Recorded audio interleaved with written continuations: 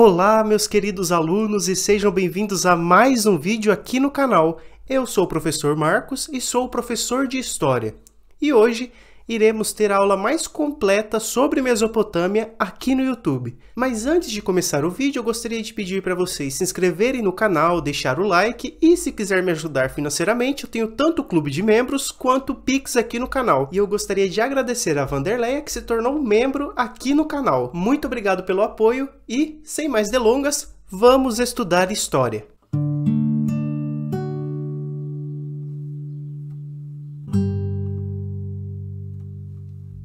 A Mesopotâmia é o nome dado para a região localizada no atual Iraque, entre dois rios, o Tigre e o Eufrates. A palavra Mesopotâmia vem da junção de duas palavras do grego, meso, que significa meio ou entre, e potâmia, que significa rio. Portanto, Mesopotamia, que significa entre rios. Já a etimologia do nome dos rios Tigre e Eufrates são adaptações ou interpretações gregas dos nomes dados pelos sumérios e acádios para os respectivos rios. No caso do rio Tigre, ele vem do sumério Idigna, que provavelmente significa rio rápido. Já o rio Eufrates pode ter vindo do nome sumério Uranuna ou do acádio Parratu, ambos possivelmente significando cobre, portanto, rio do cobre, fato que se concretiza com o início da Idade do Cobre, onde a Mesopotâmia se destaca na produção e comercialização dessa liga. Assistam o vídeo sobre a Idade dos Metais. A Mesopotâmia é o berço da Revolução Neolítica em 10.000 anos antes de Cristo, onde os seres humanos começam a praticar a agricultura, deixando a vida nômade e criando um estilo de vida sedentário. Por conta desse estilo de vida inovador para a época, que ao longo do tempo se populariza em outras regiões do mundo, as sociedades mesopotâmicas começam a se estruturar tanto em termos urbanísticos, iniciando o conceito de cidade, quanto em termos de governo, iniciando um conceito mais complexo de liderança, que surgiu com os patriarcas e matriarcas do Paleolítico, que eram os mais velhos ou os mais fortes do bando, que resolviam os conflitos internos e tomavam as decisões pensando no grupo. Esse conceito se desenvolve no Neolítico, com a produção agrícola, junto com o aumento das famílias que residiam nessas plantações, junto ao surgimento das protocidades. O sufixo proto significa algo anterior, ou algo que tem forma de uma coisa futura. Com o crescimento demográfico, aumenta-se os conflitos de ideias entre os humanos. Esses conflitos eram solucionados por líderes políticos, assim como por líderes espirituais, muitas vezes sendo a mesma pessoa. Com o tempo, a partir de gerações, os líderes se designam escolhidos por Deus para governar aquele determinado povo, originando o conceito de Estado, que pode ser definido como a região delimitada onde regras específicas devem ser seguidas. Caso não seja, será utilizada a força, que é monopolizada e legitimada por ela própria. Portanto, os conceitos de cidade e Estado surgem ao longo dos séculos na própria pré-história, e com a Idade Antiga se consolida uma grande revolução em termos econômicos, políticos e sociais, sendo este conceito o de cidade-estado, que na Antiguidade se baseava em alguns princípios como guerras externas, que é um sentimento de inimizade com os povos que não residem à cidade-estado, criando um sentimento de rivalidade e a necessidade de eliminar e neutralizar os seus rivais externos, guerras internas, assim como as ameaças externas. O líder de uma cidade-estado aniquila toda ou qualquer ameaça que o tire da liderança. Guerras de proteção. Com o surgimento de outras cidades-estados, ocorre trocas comerciais entre elas. Sendo assim, ocorre a eliminação dos inimigos dos clientes. Extração. É como a cidade-estado consegue extrair os meios para realizar tais guerras. Adjudicação é a forma burocrática de legitimar o domínio de um líder, podendo ser por meio da força, religião ou linhagem parental. Distribuição é a intervenção estatal na distribuição de bens entre os membros da população. Produção é o controle da criação e transformação de bens e serviços produzidos pela população. Esses conceitos se baseiam na tese do historiador Charles Tyle, que, segundo ele, a guerra é parte essencial na construção do Estado, ou seja, as guerras criam estados e vice-versa. Portanto, a Mesopotâmia é o berço das grandes civilizações da humanidade, sendo esta região o berço dos mais antigos sistemas de escrita da humanidade, assim como os primeiros estudos formais da matemática, astronomia e engenharia, influenciando outras civilizações do mundo. Como vocês perceberam, a Mesopotâmia é a região localizada entre o rio Tigre e o Eufrates,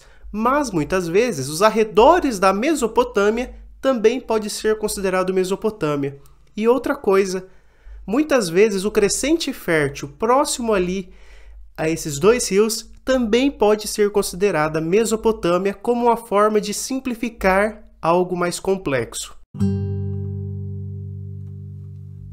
A Mesopotâmia é dividida em cidades e estados que foram criadas por diversas civilizações. Em ordem cronológica, a primeira grande civilização e possivelmente a mais antiga da humanidade foi a civilização suméria, localizada na região sul da Mesopotâmia. Os povos neolíticos que se estabeleceram na parte sul da Mesopotâmia, que é o local mais fértil da região, em 10.000 anos antes de Cristo, se desenvolvem graças à agricultura muito bem sucedida na região, produzindo excedentes e trocas comerciais com os outros povos, surgindo assim uma grande produção de alimentos e também um aumento populacional, já que com mais filhos havia mais mão de obra para trabalhar nas grandes plantações, havendo o nascimento das cidades, assim como a especialização em trabalhos que não estavam diretamente ligados à produção agrícola. Com isso, tem-se o surgimento de um grupo de pessoas que compartilham uma língua, modo de vida e religião em comum, e principalmente um mesmo território. Nesse sentido,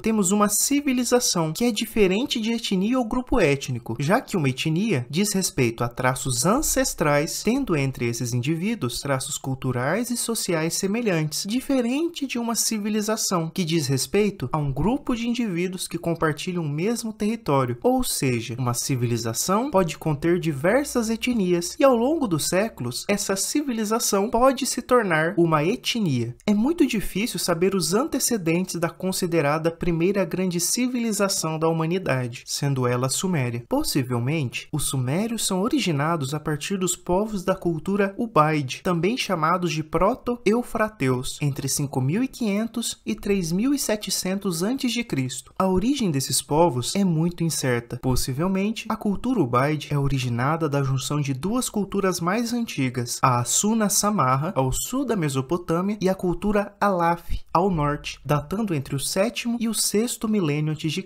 Já as origens dessas culturas podem ter sido originadas da revolucionária cultura natufiana a partir de 12.000 a.C., a partir dos povos da região do Levante que migraram para a região. Contudo, é importante salientar que a cultura Ubaide é a grande responsável pela civilização suméria, já que com os Ubaides, as primeiras grandes tecnologias se consolidam, como as tecnologias agrícolas, em especial as técnicas de irrigação, assim como a tecelagem, produção de couro, metalurgia, cerâmica e engenharia. E por último, tem-se a criação de crenças e religiões em comum, que antes eram dispersas. Com o tempo, os povos da cultura Ubaide, junto com as influências externas de outras culturas, se organizam de uma forma mais padronizada, graças aos desenvolvimentos de grandes cidades para a época, surgindo assim o que se conhece por civilização suméria. Vale lembrar que os sumérios jamais citaram a cultura Ubaide, pois esse conceito surge no século XX, com os estudos de Leonard Woolley. Para os sumérios, essa transição de cultura para civilização levou milênios, sendo algo tão suave que não foi percebido como uma mudança de conceitos abruptos. A civilização suméria toma sua forma a partir do período Uruk, entre 4 e 3.000 anos antes de Cristo. Pode ser nomeado de período protoliterado. O seu nome é uma homenagem à cidade de Uruk, onde ocorre o surgimento da vida urbana mesopotâmica. Ao longo do tempo, outras cidades surgem ou se desenvolvem nessa região, tanto ao sul quanto ao norte da Mesopotâmia. Elas são muito importantes para os futuros conflitos e nascimentos dos grandes reinos. Temos como destaque as cidades de Uruk, Akkad, Nippur,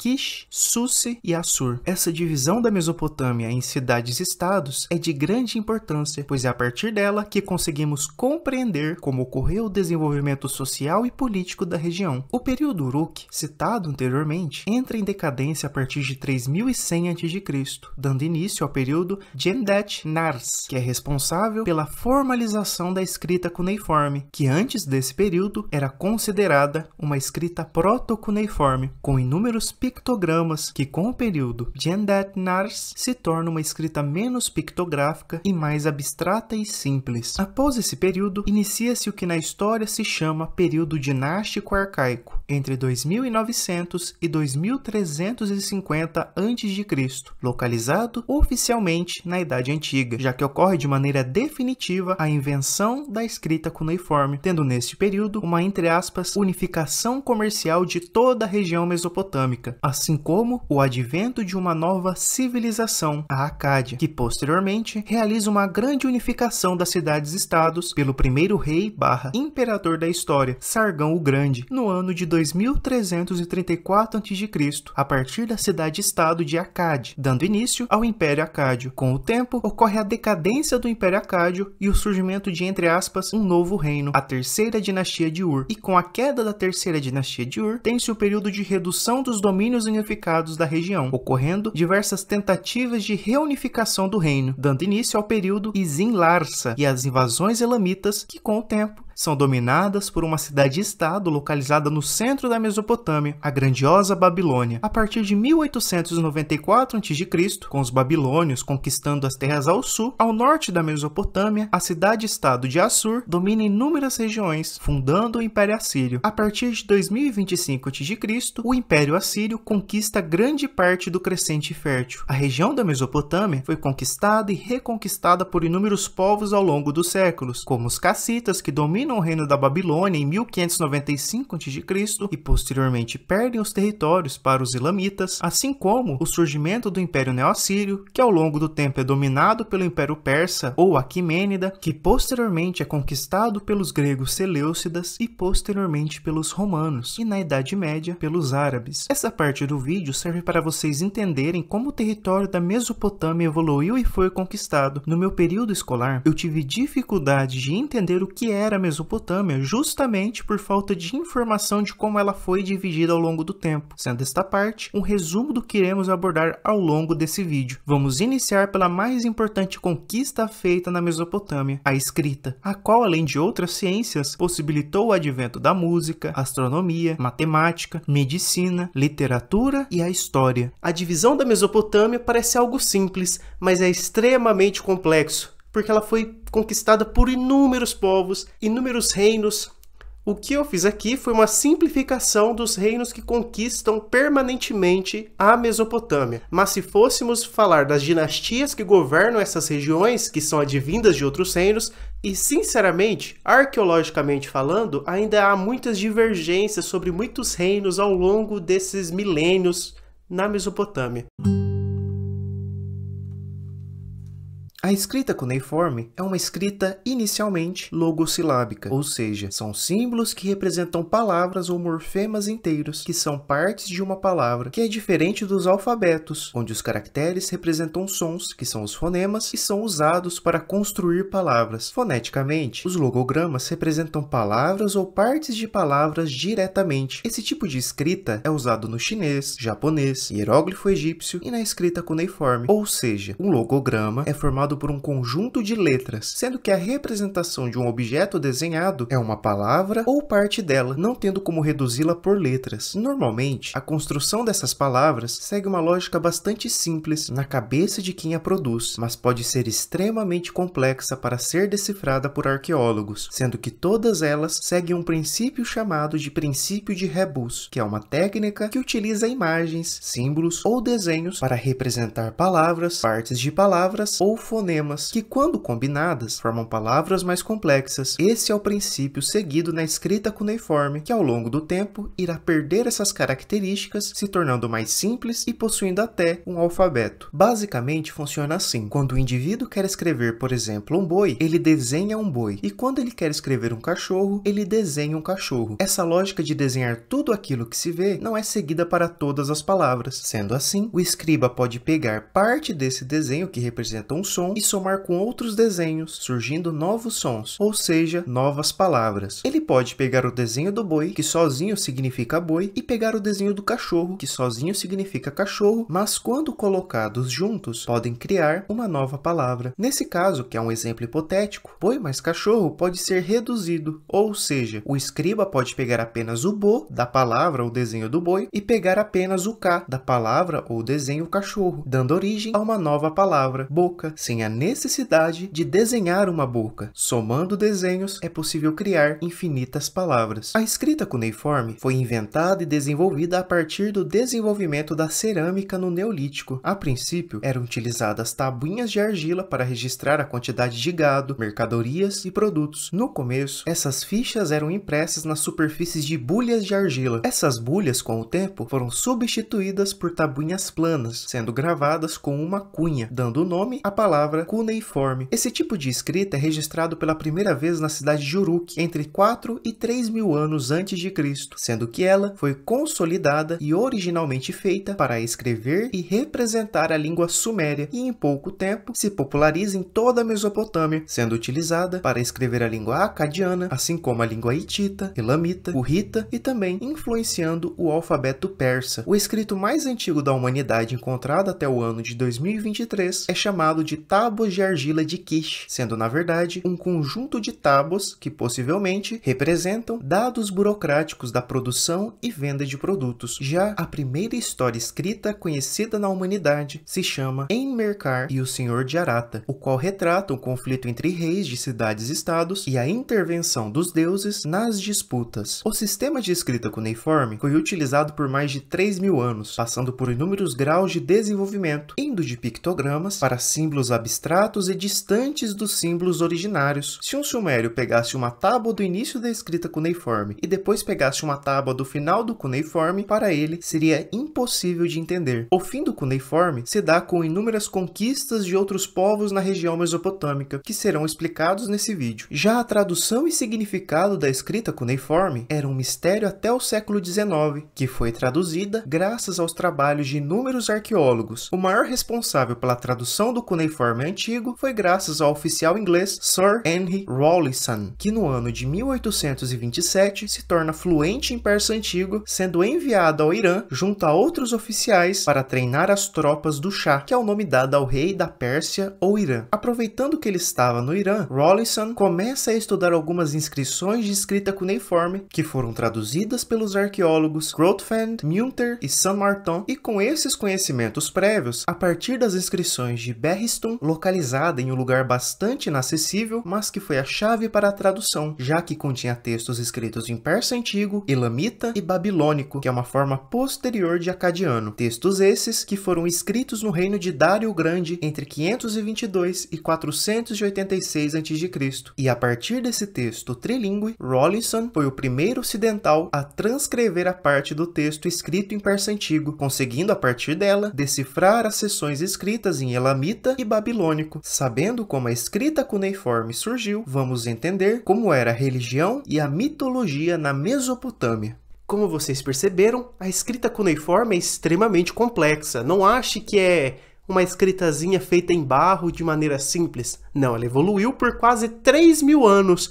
É difícil simplificar algo tão complexo como a nossa querida escrita cuneiforme, a qual é responsável pela revolução em todos os aspectos da civilização humana. Assim como a escrita foi revolucionária na Mesopotâmia, a religião e a sua mitologia foram essenciais em termos de influências nas religiões monoteístas do Crescente Fértil, como o zoroastrismo no Planalto iraniano e o judaísmo na região do Levante. Antes de iniciarmos os estudos da mitologia em si, é importante entender o contexto histórico no qual esses povos estavam inseridos, já que eles influenciaram inúmeras culturas e foram minimamente fortemente influenciados com pensamentos estrangeiros, um fato bastante ímpar na história. No início da formação sociocultural da Mesopotâmia, diferentes crenças existiam, mas se sincretizaram formando uma, entre aspas, religião e mitologia padronizada, que se consolida com a unificação da região do Império Acádio em 2334 a.C.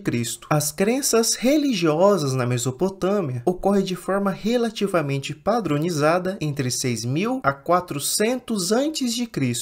Deixa o like. A partir do 6º milênio a.C., no qual os indivíduos se consolidam e se sedentarizam na região, realizando trocas comerciais entre cidades e estados, as primeiras formas de adoração e culto são feitas. Porém, nos dias atuais são desconhecidas, já que precedem a escrita. Contudo, pode-se constatar que, baseado nas crenças neolíticas ao redor do mundo, o culto a forças da natureza, aos animais, que seria o animismo, e na crença da vida após a morte, graças à prática do enterro, são formas adotadas por esses povos no princípio. Como a civilização mesopotâmica foi essencialmente urbana, onde os indivíduos moravam em cidades muradas, mas tinham um foco agrário, muitos desses povos possuíam terras fora dos muros da cidade, mantendo rebanhos que ficavam fora da cidade durante o dia para pastar, mas durante a noite voltavam à cidade. Nesse, entre aspas, universo mesopotâmico, a fertilidade era algo muito sagrado e louvado. Muitas vezes esquecemos o quão extraordinário e talvez sublime é o nascimento de algo, em especial de um ser humano, um ser que não existia no universo e que por algum motivo começa a existir e tem consciência de sua própria existência, indivíduo este que também tem o poder de gerar novos seres que não existiam no universo. Essa fertilidade dos humanos, animais e da terra possuía um grande significado cultural. Sendo assim, as pessoas mantinham santuários para os deuses da fertilidade em casa, algumas vezes decorados com estatuetas. Esses deuses eram advindos de mitos prévios e popularizados entre esses povos. Temos na figura do sacerdote, que é um indivíduo que, entre aspas, possuía o poder de se conectar ou ficar mais próximo desses deuses, sendo um indivíduo muito poderoso em termos políticos, já que podia manipular as, entre aspas, decisões divinas e interpretar a natureza como sendo manifestações e desejos dos deuses. Por volta de 4000 a.C., com a formalização da escrita cuneiforme, iniciou-se o registro dos mitos, como a da deusa da fertilidade Inanna, que antes eram transmitidos oralmente. Outros deuses também são relevantes, como Anu, deus do céu, Enlil, deus do trovão e do ar, Enki, deus da água doce e sabedoria, Ninursag, deusa mãe e dos governantes, Ereshkigal, a deusa do submundo, e Namu, a deusa criadora. Sabendo disso, vamos entender o mito da criação e a sua mitologia, que possui inúmeras histórias que tentam explicar suas origens. Portanto, temos diferentes versões da mesma mitologia nos 4 principais períodos de sua história, ou seja, com os sumérios, acádios, assírios e babilônicos. Como houve sincretismo entre essas civilizações, sendo que cada cidade tinha suas próprias versões e favoritismo em relação a deuses específicos, irei contar a, entre aspas, história definitiva da mitologia e religião na Mesopotâmia para que a aula não fique confusa. Tudo começa com 2 deuses primordiais que estão relacionados com as águas. Temos Tiamat, deusa primordial dos mares, da água salgada, e Apsu, deus das águas subterrâneas ou água doce. Eles se cruzam e dão à luz a 2 outros deuses, Anshar, o deus do céu primordial ou o deus do horizonte celeste, e Kishar, a deusa da terra primordial. Ambos dão à luz a outros 2 deuses, Anu, deus do céu, que é o deus supremo, mesmo sendo pouco cultuado, e Ki, a deusa da terra. Para dar à luz a novos indivíduos, Anu faz com que chova, fazendo com que Ki ficasse grávida, dando à luz a todas as coisas, incluindo animais e plantas, mas ainda não os humanos. Ki também dá à luz a outros deuses, que são chamados de Anunnakis, os principais deuses da mitologia. Esses deuses possuíam o poder de decidir o destino dos seres humanos. Os deuses Anunnakis mais importantes são Enlil, o deus do ar, tempestade e trovão, sendo tão sagrado que alguns deuses não conseguiam olhar para ele, Enki, deus da água doce, da sabedoria e criador da humanidade, Ninsuna, deusa do pastoril, Ninursag, a deusa mãe e, por último, o rei de Uruk, Lugalblanda. Os deuses mais poderosos eram Enki e Enlil. Enlil era casado com Ninlil, a senhora do vento. Quando eles se conheceram, Enlil e Ninlil fizeram um filho à beira de um rio, dando à luz a Nanar, o deus da lua. Por conta dessa relação entre aspas impura, por não ter seguido um ritual, o deus Enlil é mandado ao submundo e, sabendo disso, Ninlil segue, onde eles se encontram 3 vezes. Porém, todas as vezes que eles se encontraram, o deus Enlil se disfarçou ou se personificou em outros seres, em um total de 3. O primeiro ser que Enlil se personifica é o do Homem do Portão, se passando por um porteiro, o qual Ninlil pergunta onde estava Enlil. Ele se recusa a dizer e consegue seduzi-la e engravidá-la, dando à luz a Nergal, o deus da morte. No segundo encontro, Enlil estava disfarçado de homem do rio inferior, o rio devorador de homens, e mais uma vez, Ninlil é conquistada e engravidada por Enlil, dando à luz a Ninazo, o deus da cobra, da vegetação. E na terceira vez, Enlil se disfarça ou se personifica como homem do barco, onde ele novamente consegue seduzir Ninlil, engravidando-a e dando à luz ao Enbilulu, o deus da irrigação e dos rios. Essa história serve essencialmente para explicar a origem das divindades do submundo. Continuando na mitologia na Mesopotâmia, vamos sair do deus Enlil e ir para o seu irmão Enki, que é uma espécie de anti-herói, às vezes bom, às vezes ruim. Ele é extremamente importante para a criação da humanidade. Uma das histórias mais importantes é de quando o deus criador de tudo, Abzu, deus das águas primordiais, estava ficando velho, cansado e incomodado com os deuses mais novos, por conta de suas confusões e perturbações. Ele então resolve destruir todos os deuses. Porém, os deuses Anunnakis descobrem e Enki toma iniciativa e coloca Abzu em um sono profundo e o carrega para o submundo, o qual cria um problema. Quem iria cuidar das águas primordiais e da água doce enquanto Abzu dormia? Então, Enki mergulha no fundo do mar de água doce e governa o reino de Abzu. Sabendo de tudo isso, Tiamat, a deusa dos mares primordiais e parceira do deus Abzu, fica irada e se transforma em um dragão que tem por objetivo destruir o planeta. Contudo, Enki não faz nada e Enlil toma a iniciativa de defender a terra de Tiamat. Dessa forma, Enlil rasga o corpo de Tiamat, fazendo com que suas costelas se tornassem as abóbodas do céu e com a sua cauda a Via Láctea. E obviamente, Enlil não consegue matar Tiamat por conta de ser uma deusa, vivendo desta forma pela eternidade. Por estar toda derrotada e desfigurada, Tiamat chora e com suas lágrimas surge o rio Tigre e o Eufrates. Com Tiamat derrotada, um novo problema aparece. Quem iria cuidar do planeta? Já que Tiamat era também responsável pelo cosmos. Então, Enki volta com uma solução bastante inteligente, a de criar servos feitos de barro para cuidar da terra, o qual são chamados de seres humanos. Um ocorrido importante feito pelo deus Enlil foi de ser responsável por um dilúvio junto a outros deuses, o qual mata todos os humanos, com exceção de um homem, Ziusudra e sua família, o qual sobrevive por conta de que o deus Enki o avisa do dilúvio iminente e o ordena a construir um barco, e junto com sua família sobrevive durante a inundação, que dura 7 dias. Após esse período, o deus Sol Utu aparece e Ziusudra sacrifica um boi e uma ovelha. O dilúvio acaba, Ziusudra presta adoração ao deus Anu, o deus do céu, e Enlil, o deus responsável pelo dilúvio, o concede o poder da imortalidade e o leva para morar em Dilmun, uma ilha localizada no Bahrein. Isso supostamente ocorre no ano de 2700 a.C. Dilmun, que foi uma cidade e também civilização, são consideradas como a origem do Jardim do Éden, narrado no mito da fundação hebraico. Como vocês perceberam, o dilúvio também é narrado no livro de Gênesis, a partir do capítulo 6. É importante lembrar que a história do dilúvio surge primeiro na Mesopotâmia, onde foi escrito em 1800 a.C.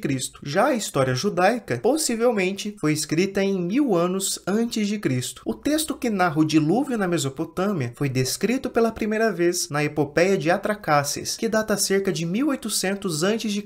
As razões e as causas de que o deus Enlil resolveu fazer o dilúvio são incertas. Provavelmente, pelos humanos estarem estarem fazendo muito barulho. Contudo, o trecho que narra essa parte está destruído, assim como inúmeras partes desse texto. O mito do dilúvio também aparece séculos depois na epopeia de Gilgamesh, onde o nome Ziusudra é trocado por Utnapishtim. Voltando ao deus Enki, ele tem um caso com a deusa Nihursag, a deusa da fertilidade, que dá origem ao deus Marduk, um deus pouco popular até a ascensão do Império Babilônico, já que ele se torna o patrono ou padroeiro da cidade da Babilônia. Com o tempo, Marduk assume o papel de Enki e Enlil na mitologia babilônica, fato muito comum de acontecer com os patronos de todas as cidades-estados mesopotâmicas. Segundo a mitologia babilônica, foi Marduk que derrotou Abzu e Tiamat. Marduk também é pai de Nabu, o deus da sabedoria, da escrita e das profecias. Voltando para Enlil, ele também é pai de Ninurta, deus da cura e das guerras, da expulsão dos demônios e da agricultura. Ninurta é responsável por ter derrotado Anzu, um pássaro gigante que roubou as tábuas do destino de seu pai Enlil, tábuas estas que mostravam seu direito divino de governar. Enlil e Ninlil são pais de Nanar, também chamado de Deus Sim, o deus da lua, que foi muito popular entre os anos de 2600 a 2400 a.C., quando a cidade de Ur foi muito importante. Vale citar que o famoso zigurate de Ur foi construído em sua homenagem. Falando em zigurate, eles são templos que fazem parte de um grande complexo religioso de construções dedicados a serem moradia dos deuses, construídos pelos sumérios, acádios, assírios e babilônios, possivelmente desenvolvidos a partir das construções na cultura ubaide. A palavra zigurate significa para se projetar, para construir alto. Os sumérios, assim como outros povos da Mesopotâmia, acreditavam que os deuses viviam no templo e no topo dos zigurates. Por isso, apenas sacerdotes e outros indivíduos altamente respeitados podiam entrar. A esses deuses eram dedicados a música, as colheitas, a criação de estátuas devocionais para viver no templo. Sabendo de toda essa primeira e segunda geração dos Anunnakis, iremos para a última geração, a dos filhos de Nanar. Inanna, a deusa mais adorada na Mesopotâmia, sendo a deusa do erotismo, fertilidade, reprodução, sendo a deidade com maior documentação, que era irmã gêmea de Utu, o deus do sol, e de Ereshkigal, a deusa do submundo. Começando com Inanna, a deusa da guerra, justiça, erotismo, fertilidade, um dia ela foi cortejada por dois seres inferiores, o do pastoreio e o da agricultura. Mesmo ela tendo gostado do indivíduo da agricultura, ela escolhe o do pastoreio e o transforma em um deus superior, por conta dos presentes que ele a dava. Essa história tem uma pequena semelhança com a história de Caim e Abel. O deus do pastoreio se chamava Dumuzid. Eles tiveram uma relação bastante tranquila até que Inanna resolve descer para o submundo e visitar a sua irmã Ereshkigal, onde acontece a famosa história da descida de Inanna, o qual retrata quando a rainha dos céus, Inanna, visita sua irmã recém-viúva Ereshkigal, a rainha do submundo. Para os mesopotâmios, o submundo não era diferente do mundo real, exceto que ele era sempre escuro e as pessoas andavam nuas, e o pão e a cerveja eram rançosos. O submundo era chamado de Kur, sendo que este reino não era nem bom e nem mau, existindo entre o paraíso e a terra, onde os mortos permaneciam aprisionados entre os dois planos da existência. Nessa história, Inanna fica presa no submundo, mas com a ajuda de alguns deuses, consegue sair com uma condição, de que uma alma substituísse a sua. Quando Inanna volta ao mundo normal, ela encontra seu marido, Dumuzid, e vê que ele não se importou com a sua ausência e havia tomado seu trono. Por essa razão, Inanna manda Dumuzid ao submundo, cumprindo a ordem dos deuses. Contudo, Inanna fica com dó de Dumuzid e faz um trato com os demônios do submundo, onde ela ficaria metade do ano no submundo e a outra metade no mundo superior. Fato esse que dá a origem das estações do ano. Sobre Inanna, a deusa dos céus, temos um compilado de escritos feitos em sua homenagem, chamados de Hino a Inanna, que foi escrito no 3º milênio antes de Cristo por Enrushduana, uma sacerdotisa da cidade de Ur, que era filha de Sargão, o primeiro rei do Império Acádio, e foi a primeira pessoa a escrever algo que conhecemos pelo nome no mundo. Em seu hino a Inanna, a sacerdotisa descreveu a rainha dos céus como tendo poderes maiores que os mais elevados dos deuses, sendo uma deusa da destruição poderosa, que tinha a força de um touro e encharcava em sangue as armas dos seus inimigos. No hino, o grito de guerra de Inanna estremecia a terra e os deuses se prostravam a seus pés. Sua ira é uma enxurrada devastadora que ninguém suporta. Ela humilha aqueles que despreza. Enheduanna era uma escritora prolífica, compondo um conjunto de hinos para os templos e dezenas de poemas sobre variados variados temas. Enheduanna era também influente na política e pelo menos uma vez sucumbiu a uma rebelião e foi restaurada ao poder. Vamos agora abordar o outro irmão gêmeo de Inanna, Utu, o deus do sol e da justiça, o qual andava pelo céu com sua carruagem durante o dia e pelo submundo durante a noite. Sua posição no céu permite que ele veja tudo durante o dia e que a justiça, moralidade e a verdade se cumpra entre os mortais. Utu também é marido de Aya, a deusa do amanhecer, e irmão de Mazat, a deusa do arco-íris, e pai das deusas Mamu, Sisig e Zakar, as deusas dos sonhos, Kitun, a deusa da verdade, Sumugan, a deusa dos animais, e Ishun, uma entidade protetora das casas à noite. Outra irmã gêmea de Inanna é Ereshkigal, que junto a Nergal se casam e governam o submundo. Sabendo de tudo isso até agora, conseguimos entender a história do mais famoso e irreverente ser da história da Mesopotâmia, Gilgamesh. Gilgamesh foi um rei semi-lendário da cidade de Uruk. Suas obras e aventuras são registradas na Epopeia de Gilgamesh, o qual faz inúmeros serviços aos deuses do panteão mesopotâmico. Sua existência é imprecisa, já que possui um caráter místico. Sua possível existência ocorreu no ano de 2800 a.C.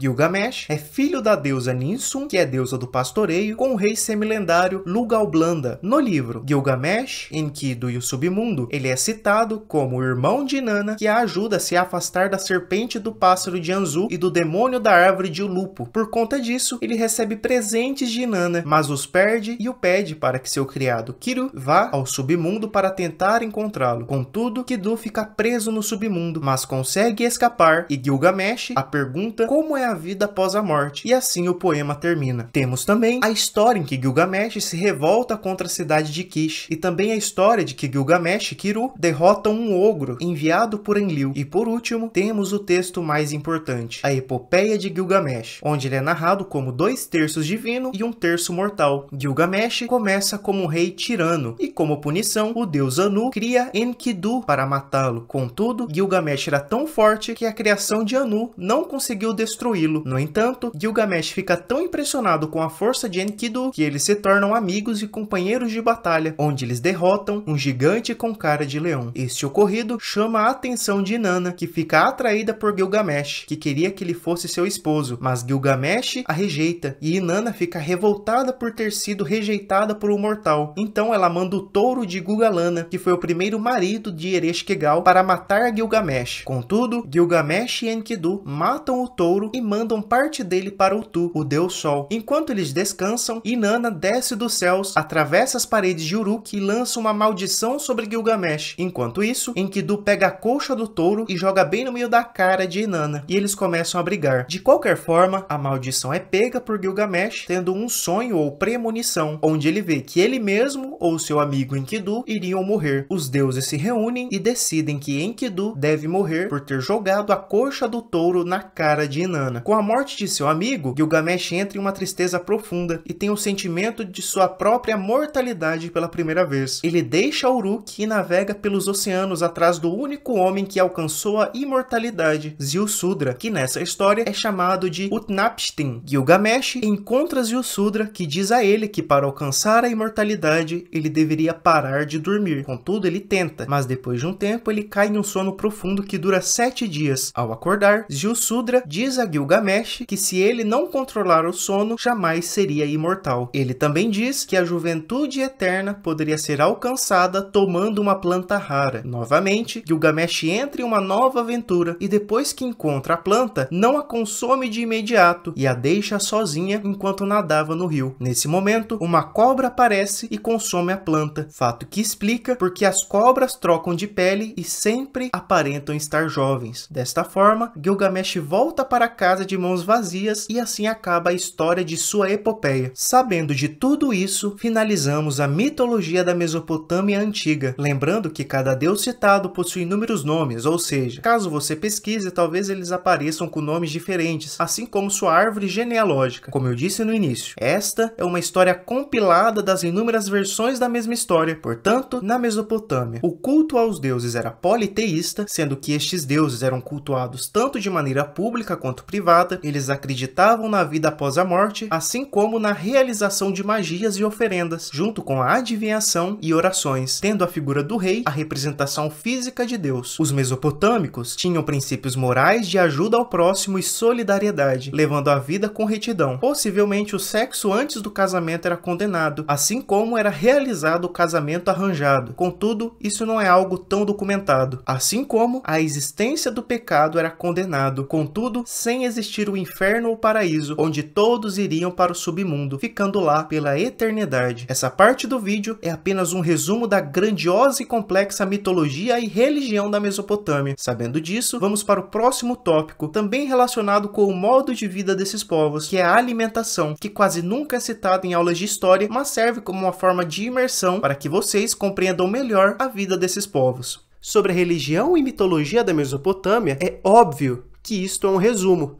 já que a Mesopotâmia, ao longo de várias cidades e estados, eles possuíam os seus próprios deuses, os seus próprios padroeiros, e cada padroeiro possuía mais poder do que os padroeiros das outras cidades e vice-versa. Ou seja, cada um pegava um pouco de poderes de outros deuses e atribuía a esses padroeiros, em especial o deus padroeiro da Babilônia, que é o Marduk, que ao longo da história da mitologia, ele começa a adquirir vários poderes que não pertencem a ele de maneira oficial até então. Assim como o nome desses deuses muda de acordo com o local. Por exemplo, a deusa Ishtar também é conhecida como Inanna. O que eu fiz foi abranger o máximo possível da mitologia em uma história só, como se fosse uma história definitiva. Os mesopotâmios tinham uma alimentação bastante semelhante dos outros povos do Crescente Fértil, produzindo cevada, trigo, lentilhas, grão de bico, cebola, alho poró, alho, óleo de gergelim, melão, berinjela, nabo, alface, pepino, maçã, uva, ameixa, figo, pera, tâmara, romã, damasco, pistache e uma variedade de ervas. E com os animais, eles criavam ovelhas, porcos, bois, patos e pombos, e também realizavam a caça de animais não domesticados, assim como praticavam a pesca. Sua maior produção era a cevada, as quais eles produziam tanto o pão quanto a cerveja. Sim, a cerveja, que tem registro de sua produção a partir de 13.000 anos antes de Cristo, a partir dos povos da cultura natufiana na região do Levante, sendo uma espécie de mingau fermentado de cevada. Na Mesopotâmia, tem-se a deusa Ninkasi, a deusa da cerveja, a qual tem uma oração que servia como receita para a produção da cerveja. Possivelmente, a cerveja serviu como pagamento para os trabalhadores em algumas cidades e estados. Outra bebida alcoólica consumida foi o vinho, contudo, era um luxo para poucos. Eles produziam queijos, pães, iogurtes, carnes, assim como inúmeros tipos de peixes catalogados, tendo como base da alimentação sopas à base de lentilha ou grão de bico, acompanhados de cerveja. A receita mais antiga da humanidade vem da Mesopotâmia, a partir dos estudos do assiriologista francês Jean Bottero, o qual encontrou uma tabuinha de receitas de ensopados de carne picante, ensopados de carne com beterraba, ensopado de pato com vegetais, nabo refogado e torta de pombo assado. Provavelmente, os mesopotâmios são os povos que mais comeram bem na antiguidade. É importante lembrar que os alimentos daquele tempo não são os mesmos que são produzidos nos dias de hoje. As plantas e animais nesse período ainda não tinham passado pela seleção artificial tão extrema como as que temos hoje. Os povos da Mesopotâmia também utilizaram a cannabis e o ópio para fins medicinais, religiosos e também como moeda de troca. Contudo, não é possível saber se essas drogas foram usadas amplamente por esses povos e se havia algum conceito de uso recreativo. Sabendo disso, vamos agora entender como o exército mesopotâmico era estruturado. Como vocês viram, os mesopotâmicos não foram exatamente os primeiros a produzirem cerveja, mas são os que realmente popularizaram ela em toda a região do Crescente Fértil, na Anatólia, no Levante, podendo chegar até no Egito e também nas civilizações do Vale do Indo, que muita gente não sabe, mas a região do Vale do Indo, lá na Índia, estava diretamente ligado à Mesopotâmia por conta dessas navegações.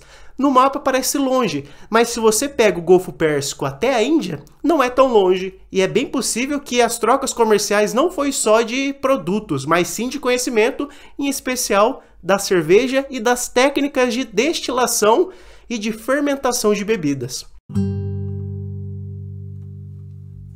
Sobre as guerras na região da Mesopotâmia, devo afirmar que este é apenas um resumo, já que cada império, reino, cidade e estado tiveram suas próprias táticas e estratégias militares. Os soldados das antigas forças armadas da Mesopotâmia utilizavam carroças de guerra e, a princípio, armas de cobre, posteriormente bronze e ferro, como machados, punhais e lanças. As armaduras incluíam capacete e, nos primeiros exércitos, eles não utilizavam armaduras no corpo todo. A infantaria era equipada com dardos e arcos e o exército tinha pequenos carroções que continham um cavaleiro e um guerreiro puxado por cungas, que é uma espécie de burro. Durante o período Uruk, os empregos na Suméria tornaram-se mais especializados, levando as cidades-estados a formarem exércitos. O rei era o comandante supremo do exército, mas as unidades menores eram comandadas por oficiais de patentes inferiores, sendo os generais valorizados nas antigas forças armadas acadianas. Os mesopotâmios também foram os primeiros a realizarem a tática de parede de escudos, assim como a utilização de lanceiros nas batalhas. Com os babilônicos, eles usavam a guerra para obter tributos, pilhagem e prisioneiros de guerra, que eram usados como escravos nos templos. Eles também usavam a deportação como meio de controle, e o exército do Império Neobabilônico era abastecido por várias partes de sua estrutura administrativa. Os templos forneciam a parte dos soldados em tempos de guerra, sendo que a maioria destes serviam como arqueiros, assim como os cidadãos da Babilônia eram obrigados a prestar o serviço militar obrigatório. O exército neobabilônico também recrutava soldados das confederações tribais dentro do território do império e contratava mercenários. Em tempos de guerra, todo o exército babilônico era reunido por um oficial chamado de Deku. Sobre o Império Assírio, que é considerado a primeira potência militar da história, eles tinham um excelente sistema de comunicação por conta da construção de um grandioso sistema de mensagens, utilizando camelos como animal de carga, utilizando inúmeros veículos com roda, assim como a utilização de armas como lanças, espadas, adagas, dardos, fundas e o arco e flecha, feitas de inúmeras ligas metálicas como cobre, bronze ou ferro. Utilizavam bigas e grandes quantidades de cavalaria, utilizando a tática de ataque frontal, assim como utilizando a estratégia de colonizar os locais invadidos ou destruindo as cidades. Assim como eles faziam guerras psicológicas, praticando deportações, massacres sangrentos e perturbadores, realizando cercos e sendo extremamente agressivos com rebeliões. Sabendo disso, vamos iniciar nossos estudos das civilizações, iniciando com a primeira civilização da humanidade, a Suméria. Sobre os exércitos, como vocês viram, foi um resumo, mas ao longo desse vídeo a gente vai ver muita coisa sobre guerras, sobre conquistas, que são essenciais para a gente compreender como que a cultura e a sociedade se desenvolveu, já que quando uma sociedade domina a outra, muda todos os paradigmas pré-estabelecidos naquela sociedade.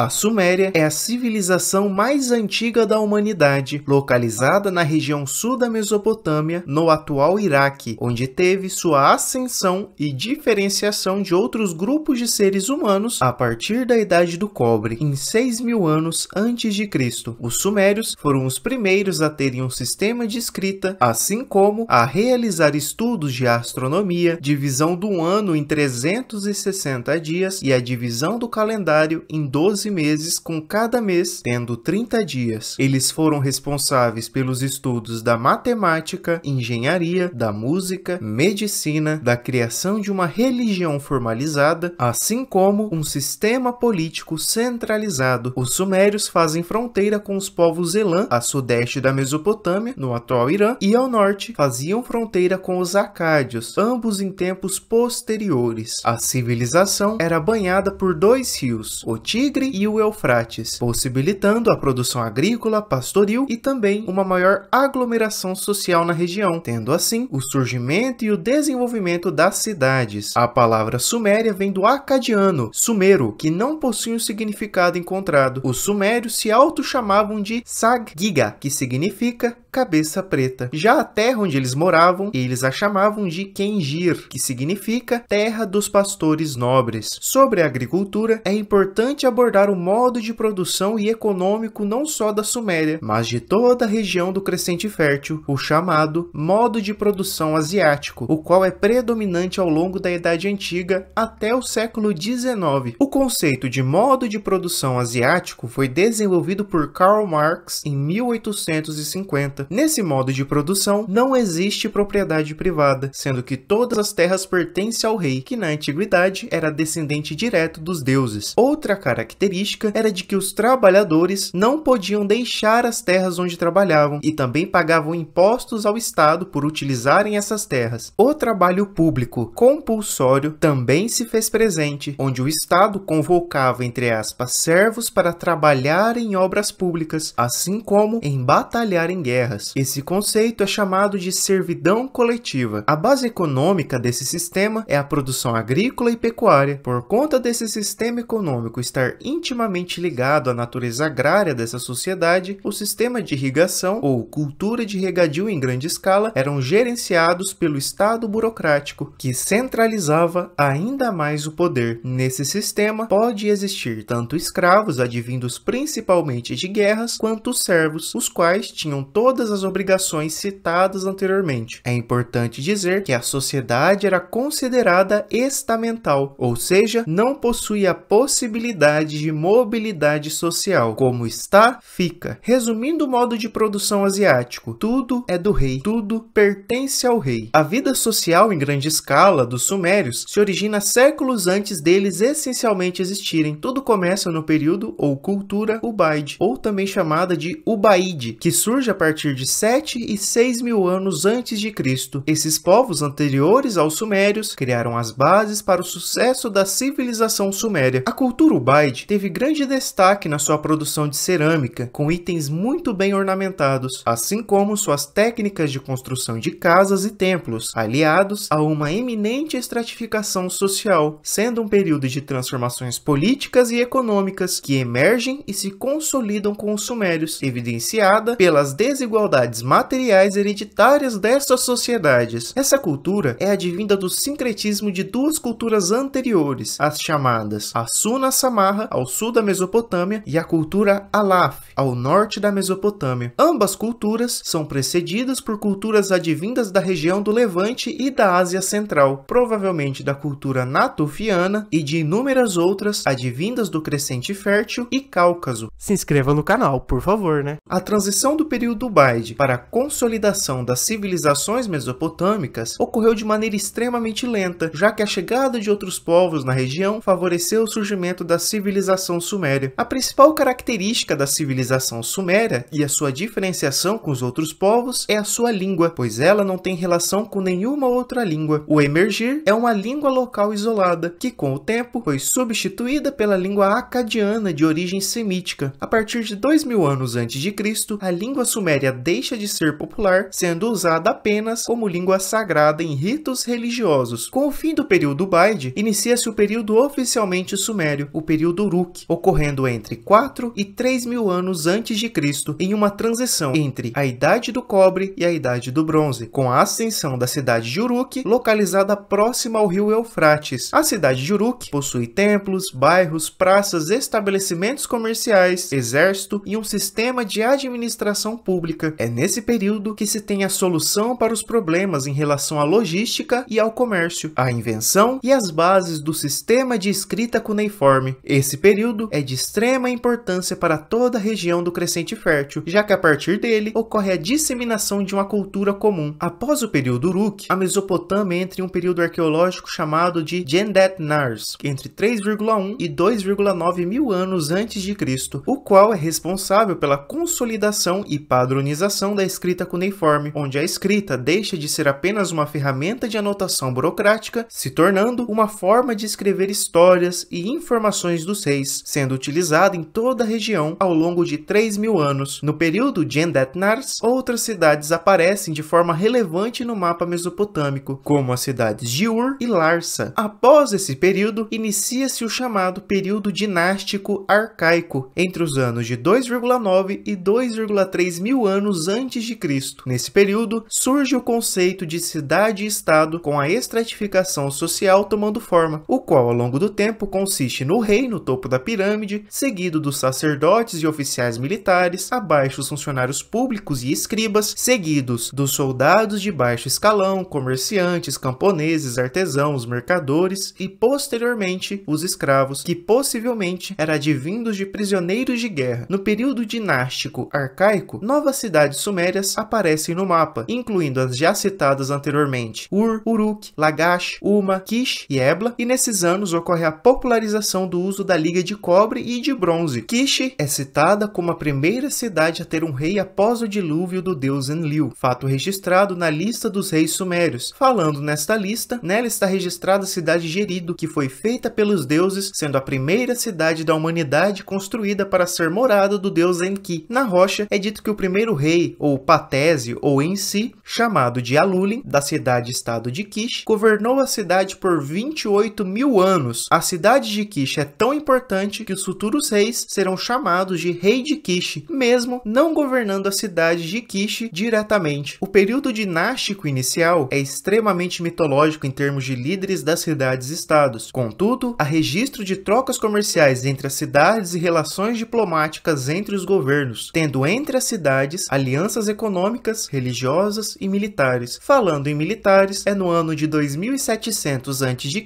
que ocorre a primeira guerra que se tem conhecimento. Guerra esta que ocorreu entre as forças sumérias contra a civilização Elam, que é uma civilização que fazia a fronteira a sudeste da região, tendo os sumérios como vencedores. O período dinástico arcaico acaba com a unificação feita por Sargão o Grande no ano de 2334 a.C., fundando o Império Acádio, a partir da civilização e cidade Acádia. A civilização suméria é a primeira grande civilização.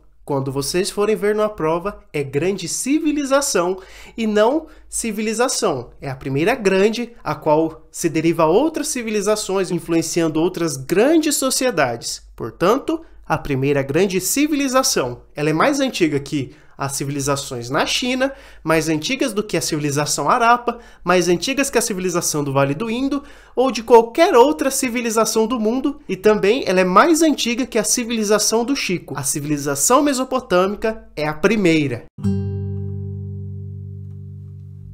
Tudo começa na cidade de Akkad, que tem sua localização desconhecida, e o principal motivo de não ser considerado uma civilização suméria é por conta de falarem a língua Acádia, que tem origem semítica e não suméria, mas continua a utilizar a escrita cuneiforme. Antes da unificação, as cidades sumérias estavam de certa forma unificadas economicamente por meio de alianças e tratados diplomáticos. Sobre a ascensão de Sargão ao poder, precisamos voltar um pouco no tempo, com o rei Lugal-Zagese, que inicialmente foi o rei da cidade de Uma, mas que em pouco tempo consegue unificar a região sul da Mesopotâmia, criando uma espécie de reino sumério com a capital em Uruk, instituindo um sistema de vassalagem e de governadores na Suméria. Um dos governadores mais importantes desse período foi Ur-Zababa, da cidade de Kish. Segundo a história, nesse período, uma sacerdotisa coloca seu filho ilegítimo, Sargão, em um cesto, jogando-o no rio Eufrates. Essa criança é encontrada por Aki, o jardineiro-chefe do governador Ur-Zababa. Aki adota essa criança e o cria como um filho e o transforma em um jardineiro. É importante lembrar que o trabalho de jardineiro-chefe nesse período é de extremo glamour, já que ele era responsável pela construção e manutenção dos canais de irrigação. Um dia, a deusa Inanna aparece para Aki e lhe concede um desejo, ao mesmo tempo que Ur-Zababa, o governador, tem um sonho que mostra que o filho adotivo de Aki deveria ser o seu porta-copos, que é responsável na segurança do rei, servindo-o comida, sendo uma espécie de braço direito. Um dia, Ur-Zababa tem um sonho de que ele morreria afogado por Inanna em um rio de sangue, enquanto Sargão seria grandioso e abençoado por Inanna. Esse sonho faz com que Ur-Zababa mande seu ferreiro-chefe matar Sargão. Não conseguindo, o governador Ur-Zababa manda Sargão para o rei Lugal-Zagese, pedindo que o rei matasse Sargão. Infelizmente, a parte que se segue está perdida ou destruída, e a parte que resta segue dizendo que Sargão torna governador ou rei de Kish, provavelmente depondo Urzababa. Essa história inicial não é necessariamente verídica, possivelmente foi escrita como uma forma de agradar os povos sumérios e acadianos, já que a origem de Sargão é pobre, diferente dos reis que o precede, advindos de origem rica e, entre aspas, aristocrática. Após o seu período ou governo em Kish, Sargão foi rebatizado com o nome de Sharum-Kin, o legítimo, começando as suas primeiras conquistas, vencendo 34 batalhas e conquistando as cidades sumérias de Ur, Lagash, Uma, derrotando 50 em si, ou governadores locais da região. Após essas conquistas, Sargão conquista Uruk, a capital suméria unificada de Lugar-Zagese. Expandindo ainda mais o território, Sargão desce mais ao sul, alcançando o Golfo Pérsico, conquistando a cidade de Erido e chegando ao fim da região da Mesopotâmia, conquistando toda a parte sul. Após essas conquistas, Sargão volta para o norte da Mesopotâmia e leva consigo o ex-rei Lugal-Zagese até a cidade de Nippur e o sacrifica no templo de Enlil. E em pouco tempo conquista a cidade de Akkad, o qual começa a governar os sumérios e acádios, fundando a dinastia acadiana junto com a capital do império na cidade de Akkad. As expansões acadianas se dirigiram ao leste contra a civilização Elam, com a capital na cidade de Susa, conquistando-a em 2330 a.C., possibilitando o controle de todo o Golfo Pérsico e Mar Mediterrâneo, tendo o monopólio do comércio em grande escala e de metais, cerâmica, artesanato, alimentos, armas, marfim e madeira. Como forma de legitimar o seu poder, Sargão utiliza a religião a seu favor, dizendo que os deuses lhe deram o império e que ele não conquistou, colocando sua filha Enheduanna como sacerdotisa no templo de Nana, na cidade de Ur. Como Enheduanna era uma alta sacerdotisa, isso evitou que rebeliões fossem feitas, já que poderia perturbar os deuses. Contudo, Sargão também secularizou o império, enviando governadores acádios nativos para as principais cidades de seu domínio, trabalhando junto com os governadores nativos de cada região, favorecendo a lealdade e o pagamento de impostos, evitando motins das cidades conquistadas. No ano de 2280 a.C.,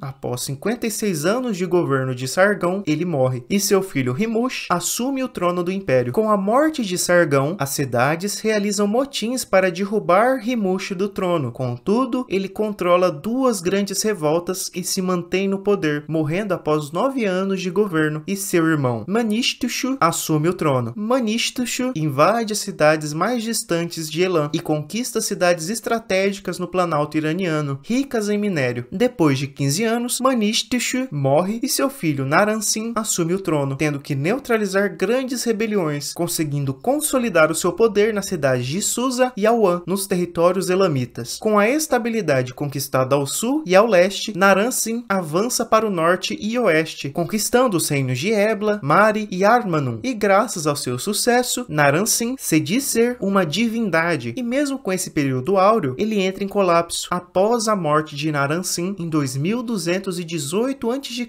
e seu filho Sharkali-Shari assume o poder e inúmeros problemas deixados por seu pai se intensificam, acabando com o grandioso Império Acádio, que estava sendo constantemente atacado pelos Gútios. Junto às invasões gutianas, uma grande seca estava assolando as principais civilizações do mundo, incluindo as do Império Acádio. Em 2150 a.C., os Gútios invadem completamente o Império Acádio, tomando o poder e fundando a breve e descentralizada dinastia gutiana, fazendo com que as cidades voltassem a ser independentes. O fato mais importante do Império Acádio, que durou apenas 184 anos, foi o de disseminar a língua acadiana por toda a região, assim como sua cultura e religião, a qual influenciou as futuras religiões no Oriente Médio, sendo responsáveis pelo conceito de império que será adotado posteriormente ao redor do mundo, assim como o do poderio militar e naval, com as expedições na Península Arábica, nos atuais países do Bahrein e Omã. Com o fim do primeiro império da humanidade, as cidades ficaram sem uma unificação até o ano de 2112, com o início de um governo chamado de Terceira Dinastia de Ur. Sobre o Império Acádio, nós iniciamos de forma definitiva o conceito de guerra, grandes guerras. E é bom lembrar que guerra não é algo bonito, que nem de filme, que são homens guerreiros com honra, que lutam contra outros guerreiros com honra. Nesse período, em especial, na antiguidade, as guerras eram extremamente bárbaras, onde os exércitos, não somente batalhavam contra outros exércitos, eles cercavam a cidade, que é basicamente você ficar em volta da cidade, não permitindo que comida, água ou qualquer coisa entre ou saia da cidade, fazendo com que as pessoas dentro da cidade passam fome.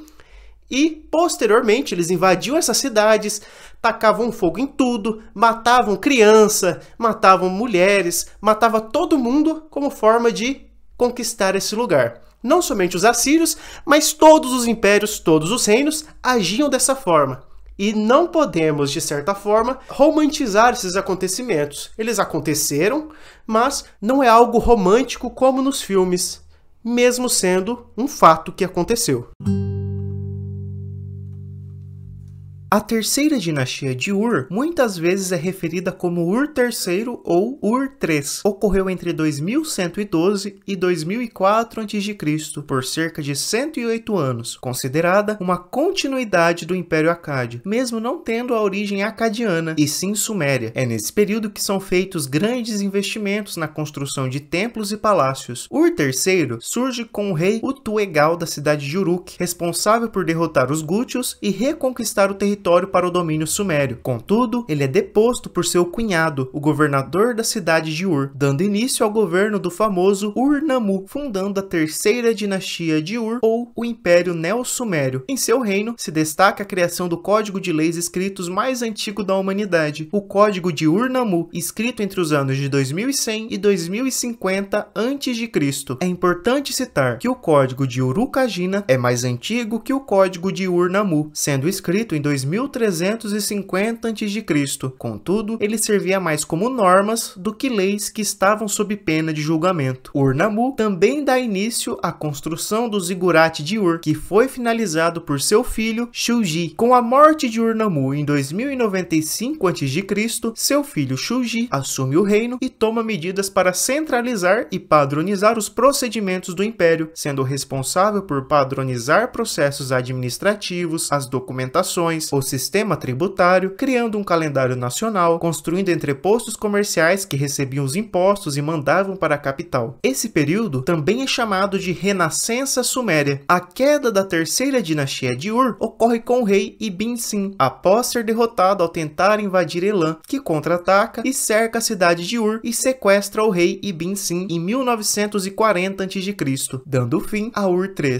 Nesse período, os elamitas dominam a região por aproximadamente 21 anos, até que os povos amoreus, da dinastia de Izin, exercem constantes campanhas militares na região, realizando invasões no território, expulsando os elamitas, dando início ao período Izin-Larsa, período de constantes ascensões e quedas de governo, que resultam em dois grandiosos impérios, o Império Assírio e o Império Babilônico. A terceira dinastia de Ur, ela serve como um intermediário entre o fim do Império Acádio e o surgimento das próximas grandes civilizações ou impérios que irão surgir posteriormente. O período Izin-Larsa ocorre entre 2025 e 1763 a.C., até as conquistas babilônicas ao sul e as expansões assírias ao norte da Mesopotâmia. O nome Izin-Larsa vem do nome das duas principais cidades ou dinastias do período, o reino de Izin e o reino de Larsa. A dinastia Izin conquista o poder logo após a terceira dinastia de Ur, tendo constantes instabilidades por conta de sua legitimidade ser contestada, por serem de origem amorita. Com as invasões elamitas, o último rei da terceira dinastia de Ur manda seu governador Ishbi-Erra para a cidade de Izin, que posteriormente funda a dinastia de Izin com a queda da terceira dinastia de Ur, conseguindo aniquilar os elamitas da região de Ur, Uruk e Nippur, restabelecendo um novo governo. Graças a isso, a dinastia de Izin teve um bom desenvolvimento, realizando construções de templo, instituindo inúmeros decretos e mantendo as estruturas deixadas da terceira dinastia de Ur. Os governantes de Izin nomearam governadores que cumpriam suas vontades nas províncias, aproveitando das lucrativas rotas comerciais no Golfo Pérsico. Ao mesmo tempo, a cidade de Larsa, que estava sujeita à cidade de Lagash, são anexadas à cidade de Izin, que nomeia governadores para controlar a cidade. Um desses governadores foi o amoreu Gungunum, que rompe com a cidade de Izin, fundando a sua própria dinastia, fazendo com que a cidade de Izin perdesse força política e econômica, se desintegrando principalmente por conta da cidade de Larsa ser o principal centro comercial da época, perdendo o domínio de Ur, Kish e Nippur. A dinastia dinastia Larsa corta o acesso de Izin a canais de água, aumentando ainda mais o seu poder. No seu auge, sob o rei de Hinsin, a cidade de Larsa controlou 15 cidades-estados e a partir do ano de 1860, Enlil Bani, de origem desconhecida e de caráter místico, toma o poder, dando fim à dinastia fundada por Ishbi-Erra há 150 anos atrás. A partir desse período, as cidades continuam tendo seus monarcas próprios, que são ofuscados posteriormente por serem invadidos por dois grandes impérios que estão a surgir na Mesopotâmia, o Império Assírio e o Babilônico, o qual conquista a cidade de Larsa e Izin pouco tempo depois. Como vocês viram, após o período da terceira dinastia de Ur, ainda temos um período no sul da Mesopotâmia chamado de Izin Larsa, mas a gente não pode se enganar e achar que foi em toda a Mesopotâmia. Foi na parte sul que acabou ficando meio padronizado na história da Mesopotâmia como todo. Não, a Izin Larsa foi mais um período intermediário de reinos ali, de cidades-estados que influenciou, mas não foi algo grandioso. Foi só um período intermediário entre os grandiosos impérios que estão por vir. Para entender a história da Babilônia, precisamos voltar na terceira dinastia de Ur, quando houve as invasões elamitas que foram contra-atacadas pelos povos amoritas, que se estabeleceram na região sul da Mesopotâmia, os quais conquistaram a região e fundaram as breves dinastias das cidades de Izin e Larsa. Nesse período, a língua falada era o acádio e na Babilônia se transformou em um novo dialeto, se fundindo com a língua assíria e se transformando na língua assírio-babilônica. Com as conquistas amoritas da região, o rei amoreu Sumu-Abum conquista a pequena cidade de Casalo, na qual continha em seu território a pequena cidade da Babilônia, a qual se tornou independente tanto dos domínios da dinastia Izin quanto posteriormente de Larsa, fundando a primeira dinastia da Babilônia, ou o antigo Império Babilônico, entre os anos de 1894 até 1595 a.C. Este período também é chamado de período paleo-babilônico. Com a morte de Sumu-Abum, o seu filho, o rei Samulael, conquista a cidade de Kish, o qual finaliza a construção dos muros da cidade da Babilônia, conseguindo alcançar uma importância regional da cidade da Babilônia. Mesmo com a expansão econômica e territorial, a Babilônia ainda continuava pequena e com menor expressão quando comparada com as grandes cidades da região. Após alguns anos, saltando 4 gerações, chegamos ao rei Sin-Muballit, que é o primeiro a se autodeclarar rei da Babilônia, expandindo ainda mais o território, sendo ele o pai de Hammurabi, e é com Hammurabi que temos a grande expansão do imponente império da Babilônia. A palavra Babilônia vem do termo do próprio babilônico, Babil, que significa porta de Deus. Hammurabi é responsável pela criação do Código de Hammurabi, o qual é o código de leis mais bem preservado que se tem registro da antiguidade do Crescente Fértil, possuindo inúmeros conceitos modernos de leis e normas a serem seguidas, sendo escrito entre os anos de 1772 a.C. O governo de Hammurabi pôs fim ao período Izin Larsa a partir do ano de 1792 a.C., pois é com ele que as cidades de Izin, Larsa, Ur, Uruk, Nippur, Lagash, Erido, Kish, Adab, Exununa, Ashkash, Shurupa, Bad-Tibira, Sipar e Girso são conquistadas, colocando-as todas sob o governo da Babilônia, invadindo e conquistando o reino de Elam, a leste, e os reinos de Mari e Ebla, a noroeste da Mesopotâmia. Com o fim do reinado de Hammurabi em 1750 a.C., o sul da Mesopotâmia passou a ser conhecido genericamente como Babilônia, tendo na cidade de Nippur e Erido grandes centros religiosos. Com a morte de Hammurabi, seu filho Sunsu-Iluna assume e o império se desestabiliza, sofrendo invasões dos povos do mar que conquistam a cidade de Nippur e algumas outras cidades do extremo sul da Mesopotâmia. Ao mesmo tempo, os elamitas se reapropriam de territórios perdidos a partir das conquistas de Hammurabi. Outros territórios são perdidos ao longo das gerações de reis amoritas babilônicos da região. Acredita-se que após a morte de Hammurabi, mais 5 reis governaram a Babilônia, se enfraquecendo a cada geração, alternando em tempos de paz e de guerras. O último imperador da primeira dinastia da Babilônia foi Samsu-Ditana, que governou a cidade durante durante as invasões do Império Hitita, com sede na Anatólia, sendo que a Babilônia é conquistada pelos hititas no ano de 1595 a.C. E ao mesmo tempo que os hititas invadiam a Babilônia, os povos cassitas de origem misteriosa, provavelmente advindos do Monte Zagros, realizam campanhas militares na região, invadindo as cidades ao norte da Mesopotâmia, derrotando os hititas e conquistando as cidades ao sul, dando fim tanto para a dinastia amorita babilônica quanto para o antigo Império Babilônico, entrando em uma nova fase, a chamada Dinastia Cassita. A dinastia cassita se mantém no poder entre 1595 e 1155 a.C., durando cerca de 440 anos. Pode ser considerado uma, entre aspas, idade das trevas babilônica, principalmente porque seu poder militar é reduzido e as cidades se reduzem de tamanho junto à imigração do trabalho nas cidades para o campo. Em 1460 a.C., a primeira dinastia dos povos do mar, que havia conquistado uma pequena parte da Mesopotâmia, é expulsa da parte sul, entrando nos domínios cassitas. Não conseguiu controlar as constantes invasões dos povos advindos da região do Levante, como os arameus, que conquistam a região por um breve período de tempo, no ano de 1100 a.C., e pelos caldeus, em 900 a.C.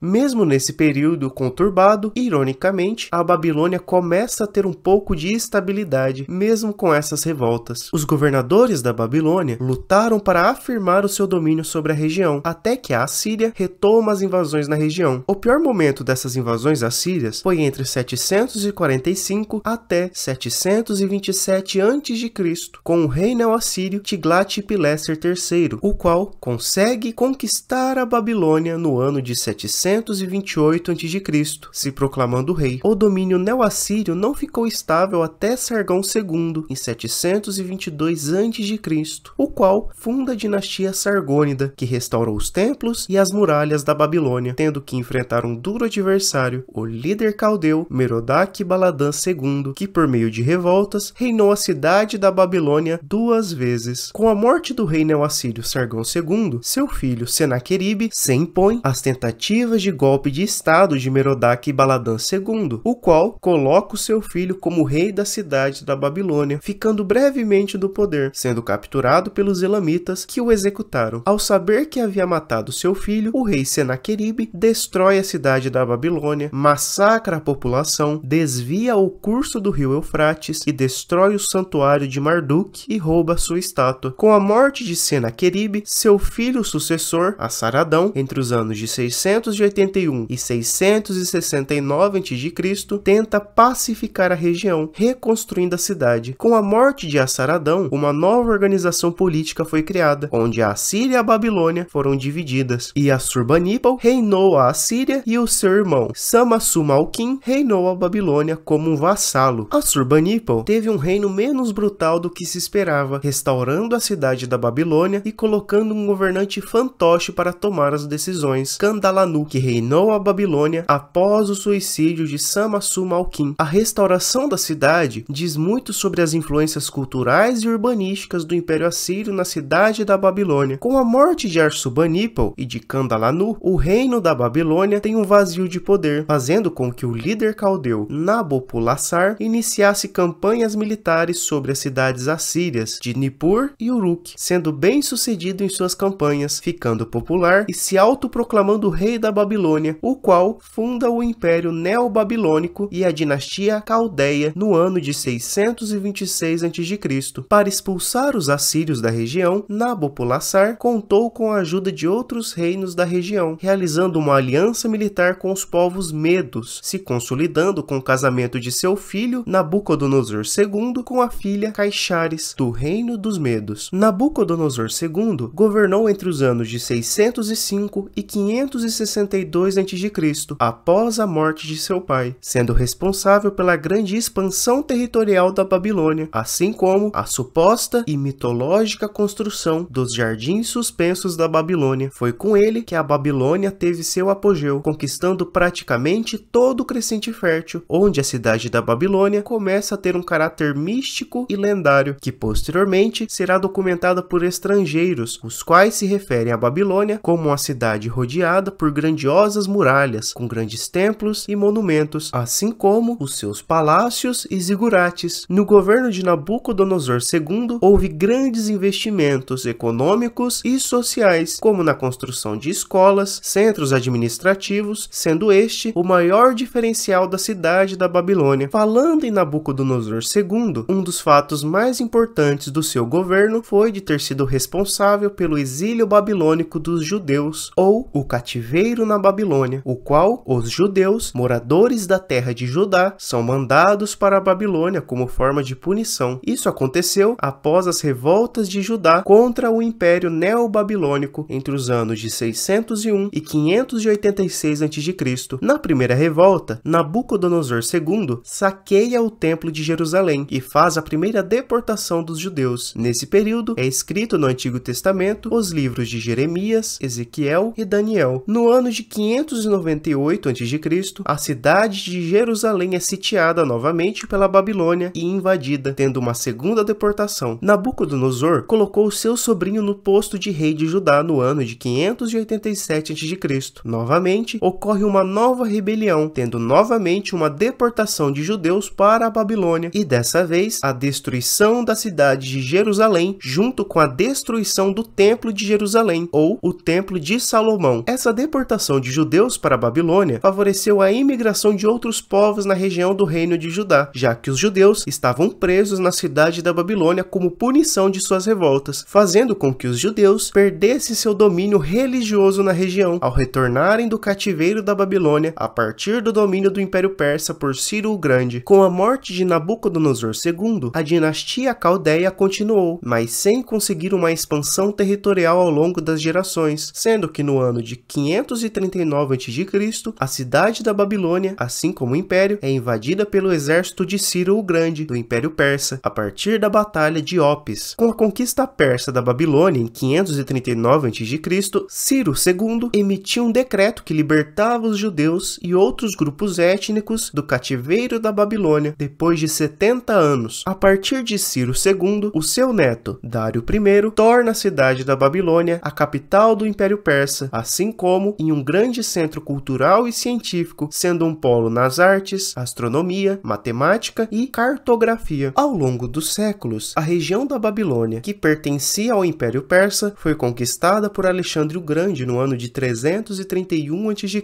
na Batalha de Gaugamela. Após, foi conquistada pelo Império Parta e, posteriormente, pelo Império Romano em 116 a.C.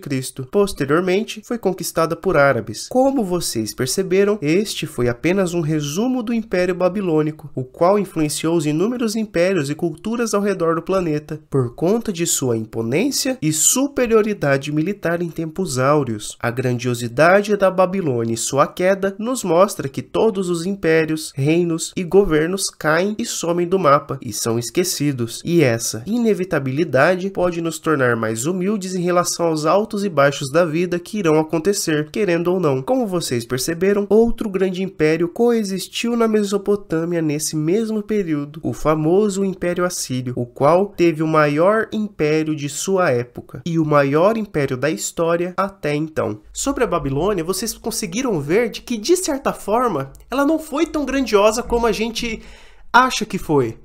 Ela teve uma expansão territorial, mas o que ela influenciou de verdade foi a sua cultura e a cidade da Babilônia. É com a cidade da Babilônia que a gente tem o maior diferencial de uma cidade grande. Talvez eu vou considerar, considerando meus conhecimentos até então, que a cidade da Babilônia é o equivalente a Roma posteriormente, para vocês entenderem o nível e o tamanho da cidade. Ela é tão importante como cidade que ela vira até capital do Império Persa. E também sobre a Babilônia, um fato muito importante para você, aluno, não esquecer, é o cativeiro da Babilônia. Então, o cativeiro da Babilônia foi quando o imperador Nabucodonosor II puniu o povo judeu, o povo das terras de Judá, a morarem na Babilônia. Eles ficaram lá por 70 anos e só saíram quando o Império Persa, ou a dinastia persa Aquimênida, conquista a região da Babilônia e, por meio de uma lei de Ciro o Grande, ou Ciro II, liberta esse povo da Babilônia, não somente o povo judeu, mas todos esses povos que estavam na Babilônia como punição para voltarem para suas terras. Essa tática de levar os povos para a cidade, esses povos como forma de punição, não faz muito sentido para nós hoje em dia, mas na antiguidade era muito comum você levar esses povos para a sua cidade principal, além dessa tristeza moral que você não está na sua cidade, ela servia também como uma lavagem cerebral para que as pessoas meio que deixassem sua cultura e se convertessem para a cultura do dominador. O Império Assírio, ao norte da Mesopotâmia, teve sua ascensão anterior à Babilônia, a partir da cidade de Assur, em 6.000 anos antes de Cristo, graças à cultura neolítica Assuna, caracterizada pela técnica agrícola de sequeiro, a qual se cultiva plantas sem uso constante de irrigação. A partir de 2025 a.C., com o fim da terceira dinastia de Ur, temos o início do período Assírio Antigo, com a cidade de Assur voltando a ser independente, sob o governo do rei Puzur-Ashur I, o qual funda a dinastia Puzur-Ashur, nascendo uma cultura assíria atrelada à língua assíria, que se desvincula do dialeto acadiano junto à criação de um calendário próprio. Contudo, a cidade-estado de Assur não era influente em termos políticos e militares, pois o líder era um governador em nome do deus Ashur, acompanhado de um órgão administrativo de membros da elite, a Alum, que tomavam as decisões da cidade. A primeira dinastia do período assírio antigo dura 8 gerações, sendo invadida pelo conquistador amoreu Shamshi-Adad I em 1808 a.C., fundando o curto reino da Alta Mesopotâmia, que entra em colapso a partir de sua morte, desencadeando uma série de conflitos pelo domínio da região, e seu filho, Ishmi-Dagan, se mantém no governo das cidades de Assur e de Akalatum, que em 1772 são invadidas pela cidade de Exu-Nuna, que em seguida são conquistadas por Hammurabi em 1761 a.C., consolidando a Idade das Trevas assíria, que sofre invasões por diversos povos. Caso você queira me ajudar financeiramente, eu tenho a chave Pix e o clube de membros. Após Ishmi-Dagan governar Assur por 40 anos, ele é usurpado por Ashur-Dugu, que é usurpado por Adase, que funda a dinastia Adazide. A partir de 1600 a.C., o reino hitita realiza campanhas militares na Mesopotâmia, em especial contra a Babilônia, criando um vácuo de poder na região, possibilitando a ascensão do reino cassita da Babilônia e do reino Urrita de Mitanni, o qual torna Assur sua tributária em 1430 a.C. O grande responsável pelo fim do domínio Mitanni sobre Assur foi o reino hitita, que invadiu os territórios de Mitanni com o rei hitita Suprilliuluma I, causando a decadência do reino Mitanni, que possibilitou a independência da Assíria com o rei Ashur-uballit I, a partir de 1360 a.C., expandindo o território da Assíria e dando início ao Império Médio Assírio. No ano de 1330 a.C., Uballit I invade terras ao sul, próximas às fronteiras da Babilônia. Já os governos de seu filho e de seu neto foram de baixa influência, mas de concretização de suas aspirações de se tornarem uma potência regional. Em 1307 a.C., Adad-Nirari I anexa Mitanni à Assíria e seu filho Shalmaneser I transforma a cidade de Arino em pó, realizando conflitos contra os hititas e fazendo campanhas de anexação que no reinado de Tulku-Ninurta I, na Batalha de Niria, em 1237 a.C., marca o fim do domínio hitita na Mesopotâmia. Tulku-Ninurta I dedicou-se a, entre aspas, resolver os conflitos na Babilônia e reconquistar as terras, entre aspas, tradicionalmente assírias, contra-atacando a Babilônia e conquistando-a no ano de 1225 a.C., tornando-se o rei da Suméria e da Acádia, mesmo que a dominação assíria na Babilônia possa ter sido indireta, que se corroboram com a grande invasão da Assíria e o saque do templo da Babilônia. Com isso, Tulku-Ninurta I se proclama o Deus Sol e o rei dos 4 cantos do mundo, construindo uma capital em seu nome, Kar-Tulku-Ninurta. Após o saque da Babilônia, ele fica impopular e perde grande parte dos territórios conquistados, o que culmina em seu assassinato, e seu filho Ashur-nadin-apli assume, sucedendo para seus irmãos, que também governaram brevemente, sendo incapazes de manter o poder assírio, reduzidos à cidade de Assur, culminando na crise da Idade do Bronze. E o rei Enlil-kudurri-Usur, filho do assassinado Tulku-Ninurta, governa a Assíria em um período muito perigoso, sofrendo um golpe de estado do grão-vizir Ninurta-apal-ekur, que se torna rei a partir do ano de 1191 a.C., e o seu filho Ashur-dan I, em 1178 a.C., realiza campanhas contra a Babilônia, na esperança esperança de reconquistar e expandir os territórios, sendo que seus descendentes continuam as infindáveis guerras contra a Babilônia, conseguindo proteger as fronteiras do Império Assírio e revertendo a situação de declínio. Com o rei Tiglat-Pileser I, em 1114 a.C., tem-se o período de expansão e consolidação, pois o território assírio está livre de ameaças babilônicas e conquista as regiões na Anatólia e inúmeras outras regiões perdidas, melhorando as táticas de guerra e impondo impostos a lugares extremamente distantes, como a Fenícia. Mas com sua morte, as conquistas são perdidas, sofrendo invasões dos povos arameus. Após o colapso da Idade do Bronze, o crescente fértil ficou desestabilizado e com vácuos de poder, nascendo novos reinos, e a escrita cuneiforme é substituída por escritas alfabéticas mais simples. Em 1000 a.C.,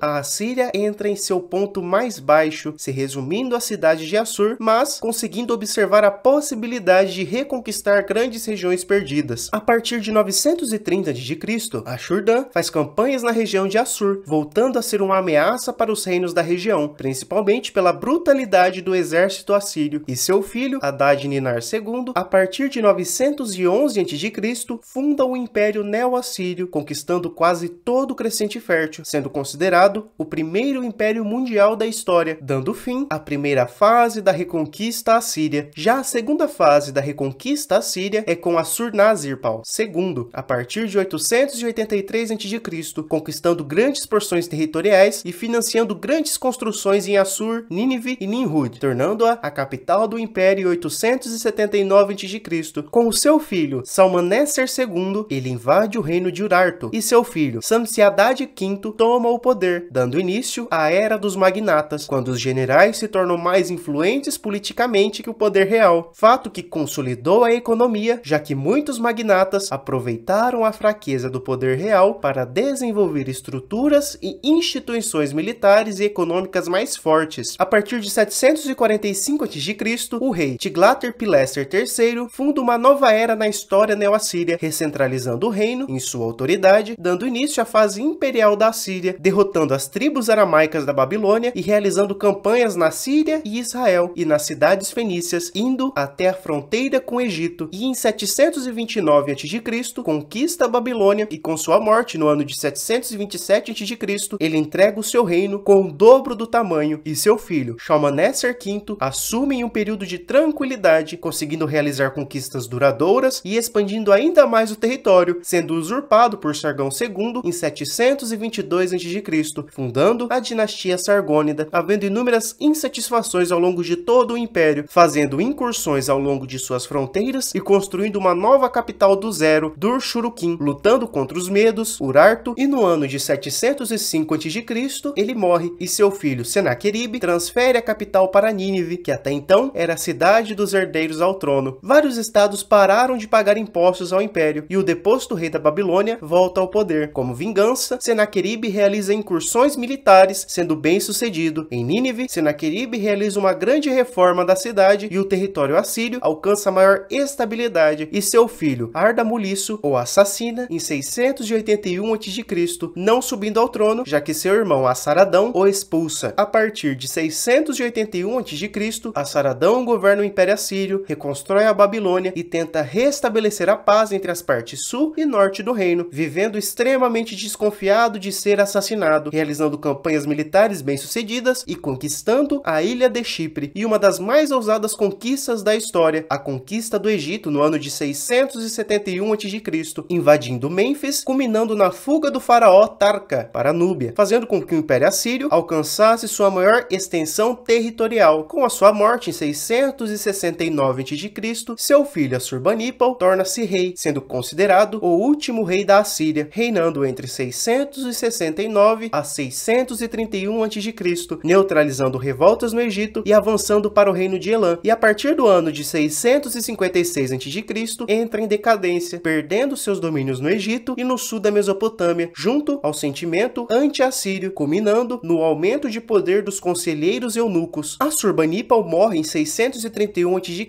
e seu filho Ashur-etil-Ilani assume, mas o reino foi comandado pelo eunuco-chefe Sin-Sumu-Lizir, o único eunuco a governar a Assíria em 627 a.C. E com a morte de Ashur-etil-Ilani, a Babilônia consegue se livrar do domínio assírio, com o imperador imperador Nabopolassar, e ao mesmo tempo, um usurpador do Império Assírio faz incursões em Nínive em 614 a.C. e o reino Medo invade a Assíria junto aos babilônicos, e o imperador Simsassar-ishkun morre na defesa da cidade, dando fim ao grande Império Assírio e dando fim oficialmente à dinastia Sargônida. Contudo, a cultura assíria se mantém ao longo dos séculos e após o seu fim, influenciando inúmeros povos, sendo que a região é posteriormente invadida pelos persas, sassânidas e os romanos. O primeiro império mundial da história. Não confunda com o primeiro império da história, que é o Império Acádio. O Império Acádio, no caso, ele é o primeiro império multiétnico. Já o Império Assírio é um império mundial. Eles conquistaram quase todo o Crescente Fértil, quase todo o Oriente Médio, mas que não durou muito tempo, perderam e foram invadidos por outros povos e acabaram se dissolvendo ao longo desse curto período de dominação mundial. Entre aspas, mundial.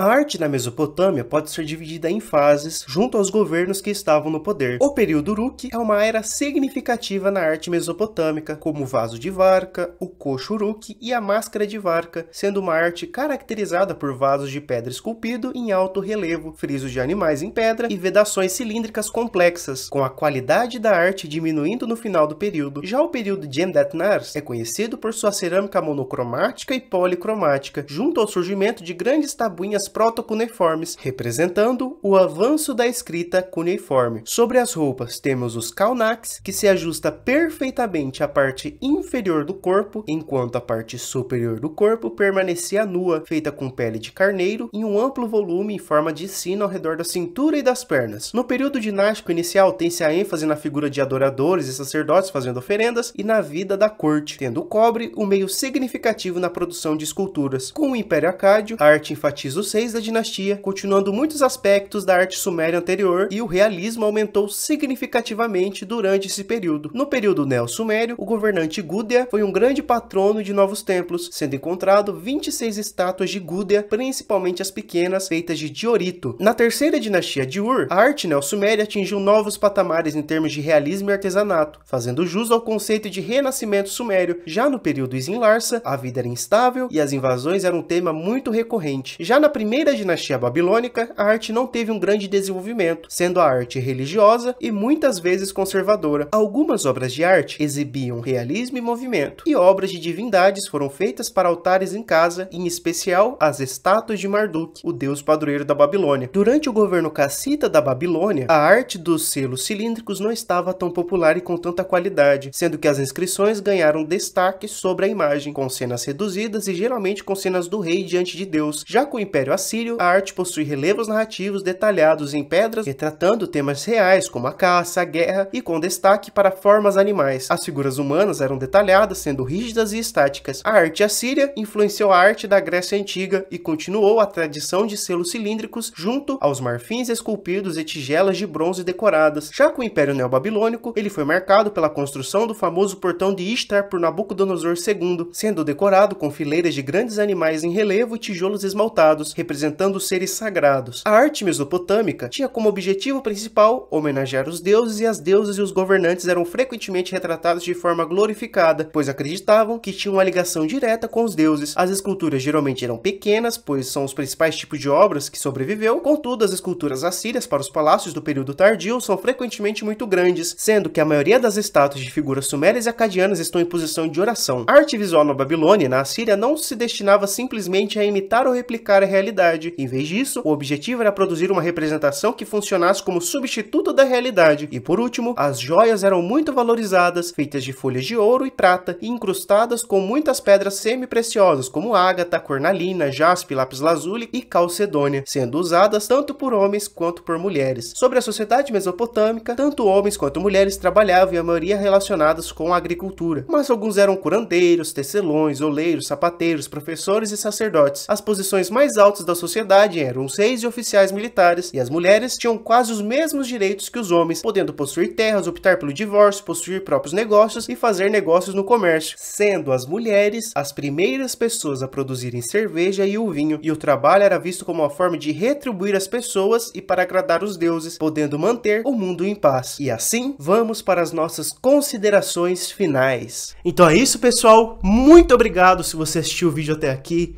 Vocês não têm ideia do trabalho que dá fazer um vídeo desse. Demora muito tempo. Só para escrever o roteiro dá muito trabalho. Eu tenho que escrever um roteiro gigantesco e daí reduzir ele, porque senão fica com muito nome, muita data e fica impossível de vocês entenderem. Se nem eu entendo, imagina vocês. Espero muito que vocês tenham gostado e até o próximo vídeo, se Deus quiser, sobre a região do Planalto Iraniano, que daí a gente vai abordar a Pérsia, o reino de Elam e todos os reinos adjacentes dessa região que conquista a Babilônia e a Síria ao longo do tempo. Então é isso, pessoal. Muito obrigado se você assistiu o vídeo até aqui e tchau! Como assim você não se inscreveu no canal? Se inscreve aí, cara!